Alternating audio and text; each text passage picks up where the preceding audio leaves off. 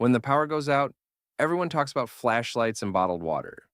Nobody talks about what actually goes wrong.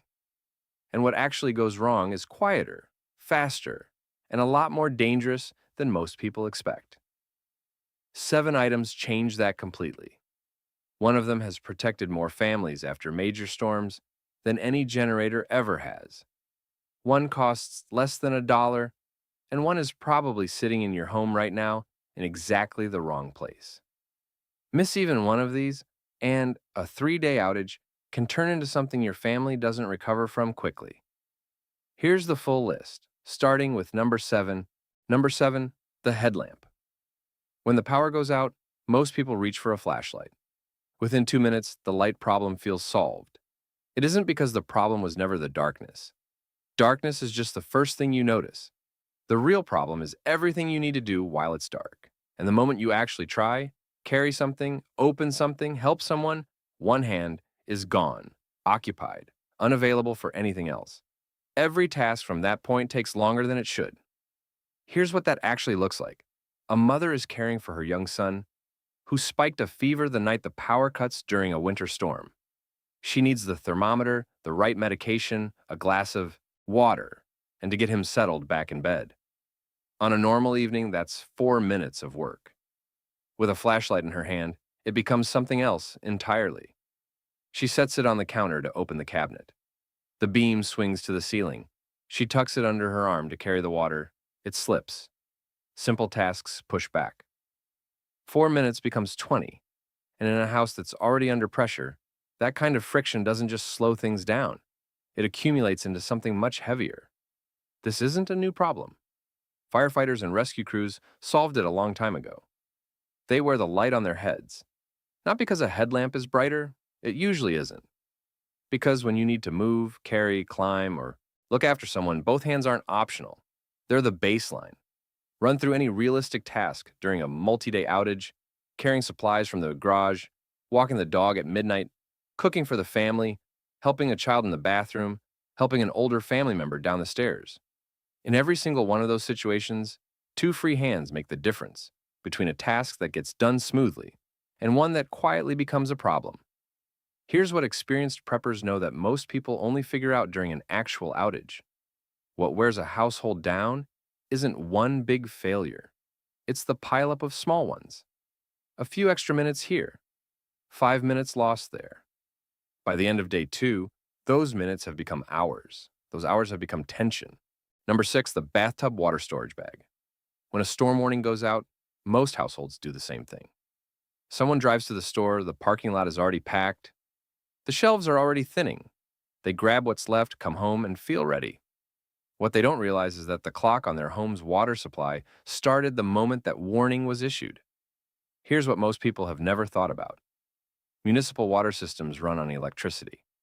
When pumping stations lose power, pressure drops. When infrastructure is damaged by flooding or structural stress, the lines become unreliable fast. The water coming out of your taps right now is already on a timer, and that timer has no alarm. Number 5, the portable butane camp stove. After a major power outage, most households still have food. That's almost never the first problem.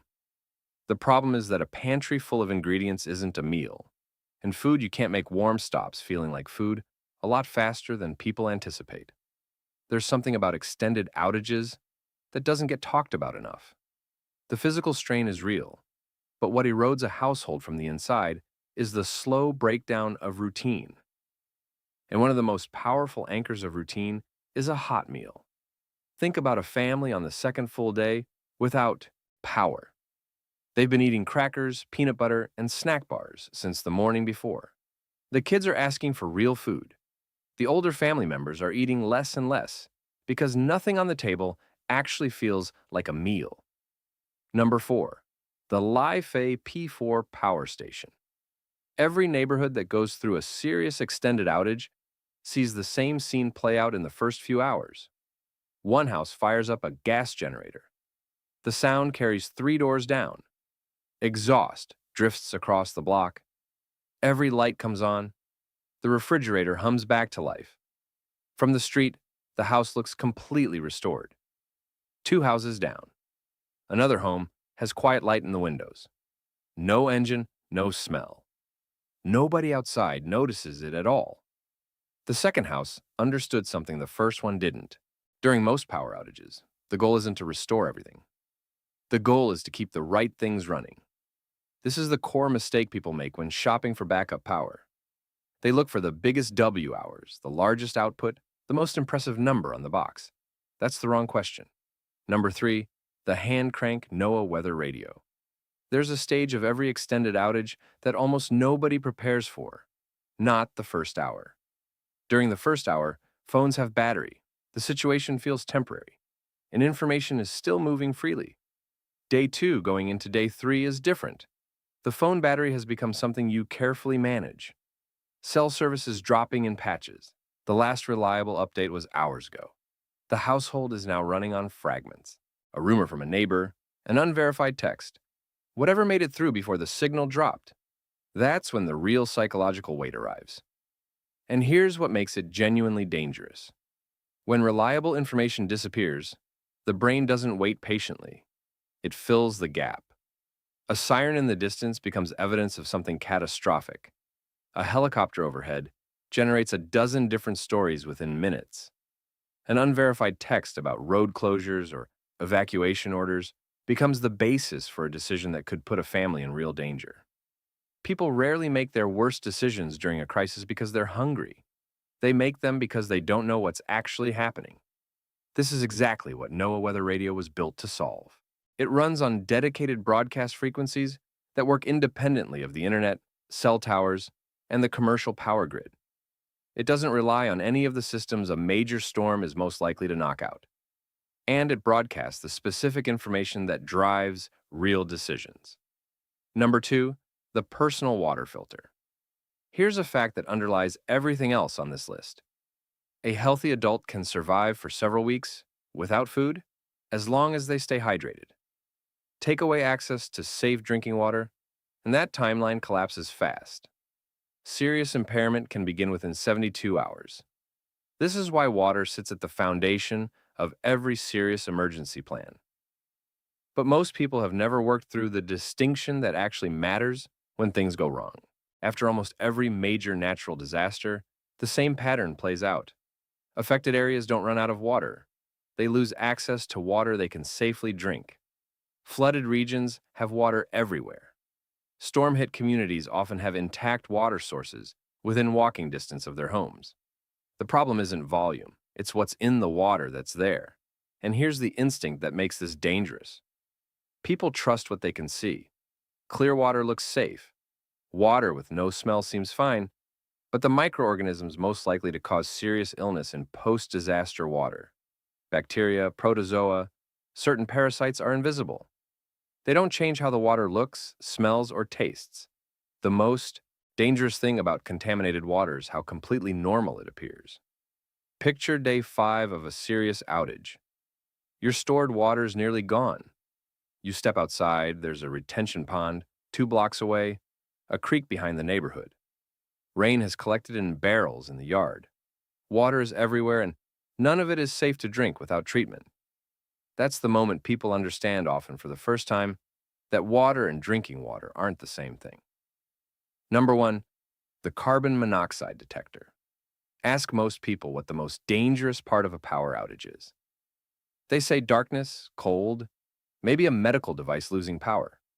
Almost no one says carbon monoxide, and that's exactly what makes it the most dangerous item on this entire list.